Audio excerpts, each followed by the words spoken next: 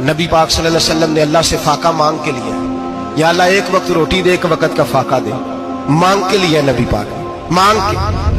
حضرت ابو ہریرہ فرماتے ہیں مجھے بھوک لگی، میں حضرت عمر کے پاس گیا، ان سے مسئلہ پوچھا۔ ان کا رواج تھا جب میں مسئلہ پوچھتا تو پہلے روٹی کھلاتے۔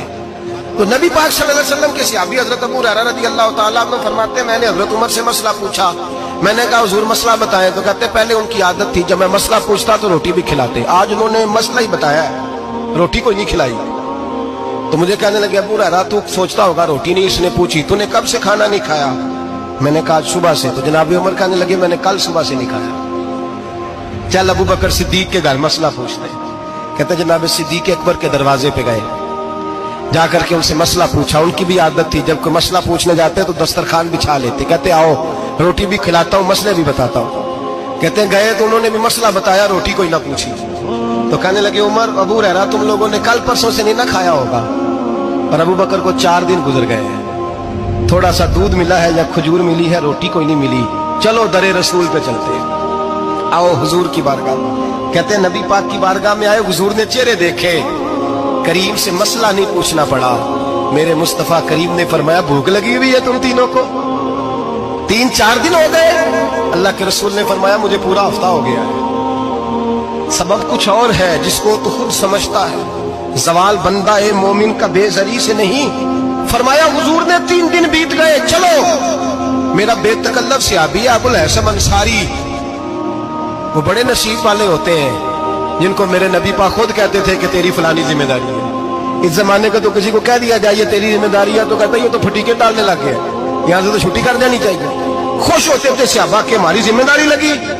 کہتے ہیں حضرت ابو الحسن انصاری کے گھر گئے، نبی پاک نے فرمایا بھوک بڑی لگی ہے کھانا لا۔ کہتے ہیں حضور نے اسے کہا تو اس آدمی کو تو وجد ہی ہو گیا، اس نے کہا میرے اتنے نصیب کہ حضور کا یہ کھانا کھلا۔ آؤ دیکھو دنیا والوں، آج جو سب سے زیادہ عزت والا ہے وہ میرا مہمان بنا ہوا ہے۔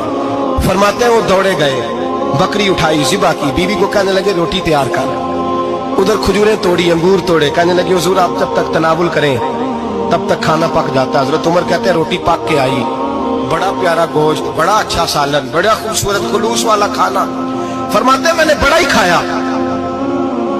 نبی پاک نے نہ ایک روٹی لی اور چھوٹی چپاتی، تھوڑا تھوڑا سالن کونوں سے، اور جب نبی پاک نے کھا لیا تو حضور کی آنکھوں میں آنسو آئے۔ حضرت عمر کہنے لگے حضور روئے کیوں؟ نبی پاک نے فرمایا سوچتا ہوں 7 دن کے فاقے کے بعد کھایا ہے، پر ڈرتا ہوں رب اس کا حساب پوچھے گا تو جواب کیسے دینا ہے، اس کا حساب بھی تو دینا ہے نا جو کھایا ہے۔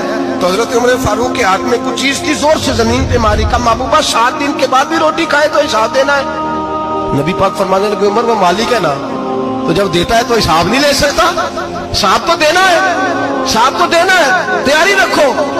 صحابہ کرام فرماتے ہیں ہم نے ارادہ کیا کہ آج کے بعد ہم پھر فاقے کریں گے، کم کھائیں گے، اس لیے کہ حساب دینا ہے۔ میرے بھائی وہ فاقہ کشی کرتے تھے، ڈرتے تھے، تو لوگ کھا کے بیمار ہیں، کھاتے جا رہے ہیں، سوتے جا رہے ہیں، کھاتے جا رہے ہیں، سوتے جا رہے ہیں۔